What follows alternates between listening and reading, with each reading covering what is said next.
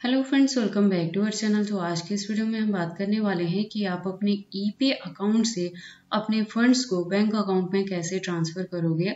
इसके साथ ही जानेंगे कि ईपे पे आप अपनी आईडी कैसे बनाते हो, क्या कुछ डॉक्यूमेंट्स रिक्वायर्ड होते हैं और कैसे अपनी आईडी को वेरीफाई करते हो।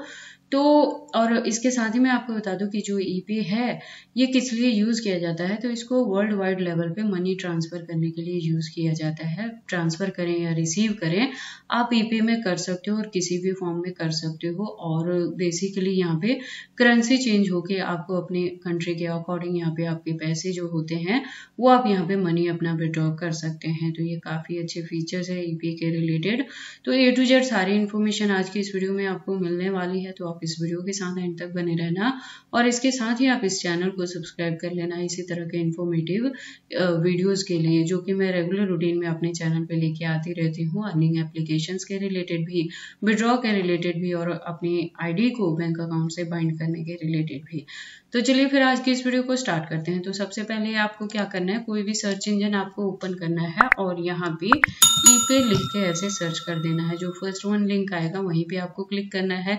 यहाँ पे एक अपनी ईमेल आईडी आपको फिल करनी है। ईमेल आईडी वर्किंग होनी चाहिए और वहां पे एक कोड सेंड होता है। जो कोड यहाँ पे सेंड होगा उसी का ओटीपी जो आएगा यहाँ पे 6 डिजिट का होता है बेसिकली, उसको आपको अगेन यहाँ पे फिलअप कर देना होता है।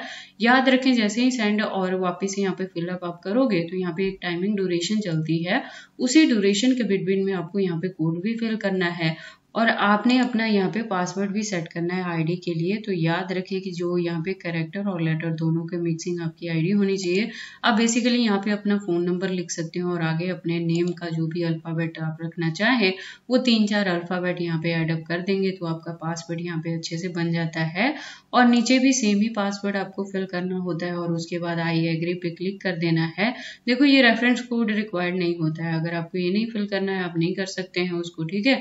आई एग्री पे करके आप साइन अप पे कर दोगे तो आपकी जो आईडी है यहाँ पे बन जाती है। उसके बाद क्या करना होता है, आपके पास इस तरह का लॉगिन वाला पेज आ जाएगा आपके सामने। तो उसके बाद आपको वहां पे अपना जो भी ईमेल आईडी अगर आप फिल करोगे जिससे आपने लॉगिन किया होगा तो आपके पास आप अपने अकाउंट को यहाँ पे ओपन कर पाएंगे, असेस कर पाएंगे, ठीक है।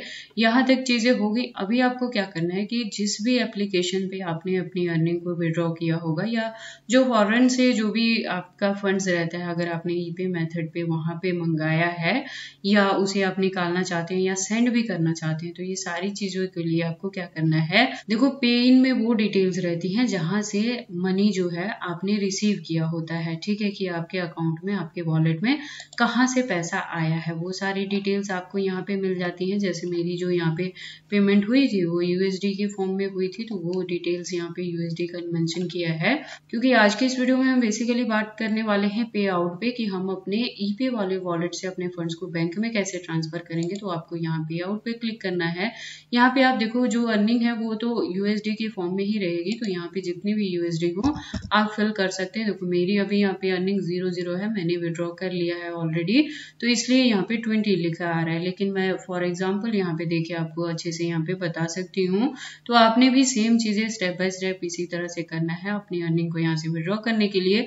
तो अगर आप मान लो कि आपके पास यहाँ पे $50 भी होता है तो आपने ऐसे यहाँ पे 50 मेंशन कर देना है। अपना कंट्री कोड देखो यहाँ पे बहुत सारी कंट्रीज रहती हैं, आपने अपने इंडिया कंट्री को यहाँ पे चूज कर लिया। दोनों जगह पे इन्होंने बता दिया कि अगर आप बैंक में ट्रांसफर कर रहे हो ई पे से तो यहाँ पे 143 यहाँ पे यानी कि 3+% तक आपकी जो यहाँ से ट्रांजेक्शन फीस है वो लगेगी, ठीक है। उसके बाद ये क्या करते हैं कि ऑटोमेटिकली उसे कैलकुलेट कर लेते हैं, यानी जितनी भी आप यहाँ पे विड्रॉ करने जाओगे तो फंड जितना भी हो उसका जो है $3 इन्होंने ईपे वालों ने वहां पे आपको फीस लगाना है, ठीक है।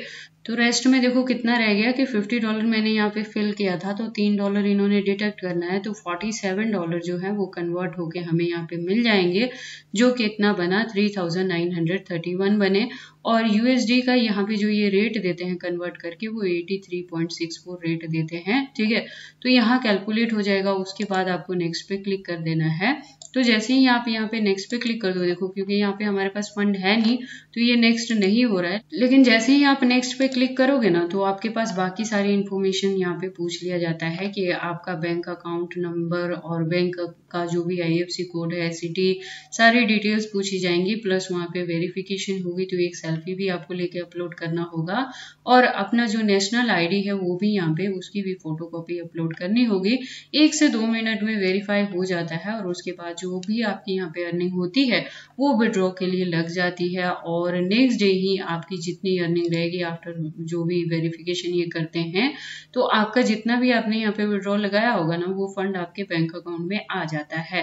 देखो मैंने यहाँ पे अपना 3 स्टेप यहाँ पे कंप्लीट किया है, उसका एग्जाम्पल है। आप यहाँ पे देखेंगे कि मैंने पहले यहाँ पे जो पे इन किया था तो पहले मैंने $20 यहाँ पे किया, तो जिस भी मैंने एप्लीकेशन से फंड यहाँ पे ट्रांसफर किया उनके भी कुछ चार्जेस लगे जिसमें मेरा 0.3 सेंट जो था वहां पे डिडक्ट हुआ था, वो होके आ गया। यहाँ भी $10 मैंने किया था तो उसमें से डिडक्ट हुआ और फाइनली मैं यहाँ से $30 मैंने विड्रॉ किया। ठीक है, ये लास्ट में मैंने जो $30 यहाँ पे किया था तो उसको जब मैंने विड्रॉ किया तो सारा फीस इनका लग के उसके बाद जो मेरी अर्निंग है वो मेरे बैंक अकाउंट में आ गई थी नेक्स्ट डे ही।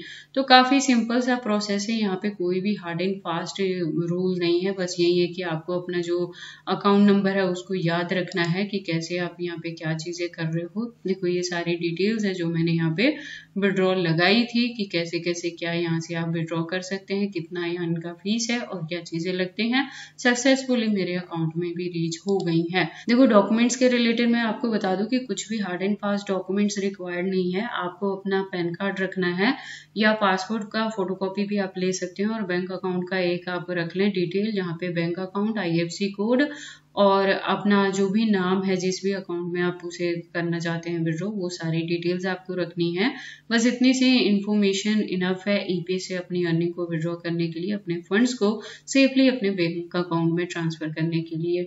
तो आई होप आपको ये सारी चीजें अच्छे से समझ आ गई हैं। फिर भी अगर कोई डाउट रहता है तो आप कमेंट करके पूछ सकते हैं। नेक्स्ट टाइम जो मैं यहाँ पे वीडियो लेके आऊंगी वो लाइव मैं आपको ट्रांजैक्शन यहाँ पे करके बता दूंगी कि कैसे कैसे यहाँ पे होता है। लेकिन थिंग इसके देखो कुछ भी वरी करने की जरूरत नहीं है, ये काफी सेफ है एक्सचेंज। आप यहाँ पे अपने मनी को यहाँ से विड्रॉ कर सकते हैं, रिसीव भी कर सकते हैं या इसे सेंड भी कर सकते हैं और सबसे अच्छी बात है कि यहाँ पे आप क्रिप्टो करेंसीज के रूप में भी एक्सचेंज कर सकते हैं अपने मनी को। ठीक है, और कितना भी अमाउंट कर सकते हैं। बिटकॉइन को भी आप यहाँ पे ट्रांसफर कर सकते हो, होल्ड करके भी रख सकते हैं। तो जैसे पेपॉल और बाकी जो एप्लीकेशंस हैं उसी की तरह ये भी यहाँ पे ट्रांसफर और सेंड मनी और बेसिकली ट्रांजैक्शन के लिए ही ये यूज किया जाता है, जहाँ पे आप सेफली अपने पैसे को इंटरनेशनल लेवल पे सेंड भी कर सकते हैं और वहां से रिसीव भी कर सकते हैं। बस थोड़ा सा इनका जो है वो ट्रांजैक्शन फीस यहाँ पे लगता है, लेकिन अच्छी चीज ये है कि आपको कहीं भी थर्ड पार्टी के पास जाने की जरूरत नहीं है।